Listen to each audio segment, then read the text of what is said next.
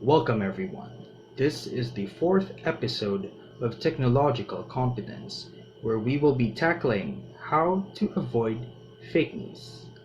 The use of social media has been pretty rampant recently, and with that, the rise of fake news as well. So, if you want to avoid these, just keep on watching. What is fake news? According to the Ganon University, fake news is written and published with the intent to mislead in order to gain financially or politically, often with sensationalist, exaggerated, and patently false headlines that grab attention.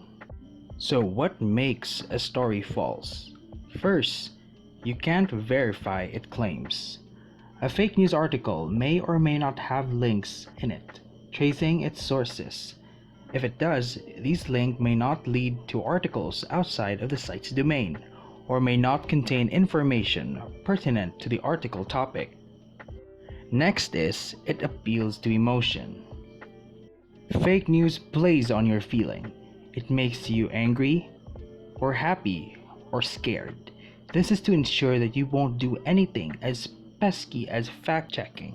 Authors aren't experts. Most authors aren't even journalists.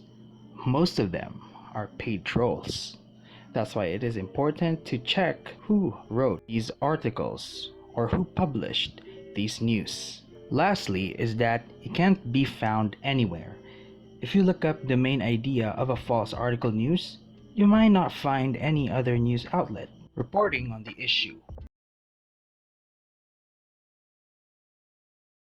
The first method when fact-checking is evaluate, evaluate, evaluate. Use these criteria to evaluate a source. Use the CRAAP test to evaluate websites. These criteria are useful for evaluating news. These criteria are: first, currency. Is the information current? Many times on Facebook, you will click on a story and notice that the date was from a few months or years ago, but your friends are acting outraged as if it is happening in the moment. The next is R. Relevance. Is the information important to your research needs? This criterion perhaps applies most if you are out seeking information rather than just stumbling across it. Does the information relate to your question and at the appropriate level, elementary or advanced? Have you looked at a variety of sources before selecting this one? The next method is A. Authority. Who is the author, the publisher, or the sponsor of the news? Do they have authority on the subject? Do they have an agenda? Ask yourself if the one who composed the information is reliable. The second A is accuracy. Is the information supported by evidence? Does the author cite credible sources? Is the information verifiable in other places? Because fake news and fake information is everywhere. You might stumble on it every single day. But checking the sources and seeking for evidences will prevent you from believing such made-up information. The last is P. Purpose. What is the purpose of this news? To outrage? To call to action? To inform? To sell? This can give you clues about bias. Again, when evaluating information, always remember the CRAAP test. The second quick tip to avoid fake news is to Google it. If you found out something via social media, you should take 5 seconds and just Google it. More often than not, a Google search will show: first, if other reputable news sites are reporting on the same thing. Second, if a fact-check website has already debunked the claim.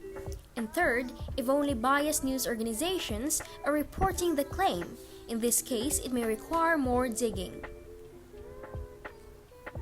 I would say that most of the time, 5 seconds is all you need before you hit the angry, the like, the love, or worse, the share button. Number 3.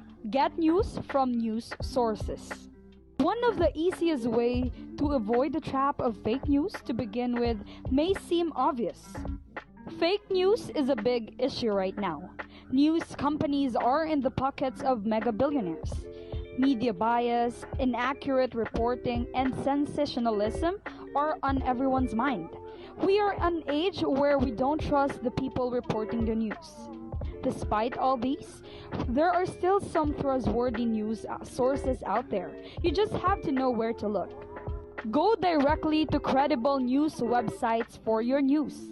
Relying on Facebook, Instagram, or other social media platform to see what is trending or what is being shared across your newsfeed means you have to verify every single thing or news article you come across.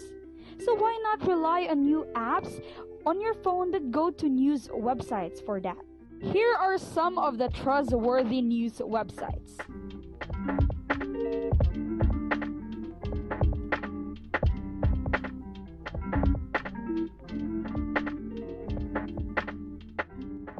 News sites mentioned have earned themselves reputations for being trustworthy. That said, news in general tends to have a negativity bias, which you can counteract by seeking out positive news. Reporters and editors also have their own biases, so it is impossible to find 100% unbiased news, and that probably won't be very fun to read anyway. But in general, you can trust what you read from these outlets. The key is to read multiple publications that include a few credible news sources from the other side of the fence.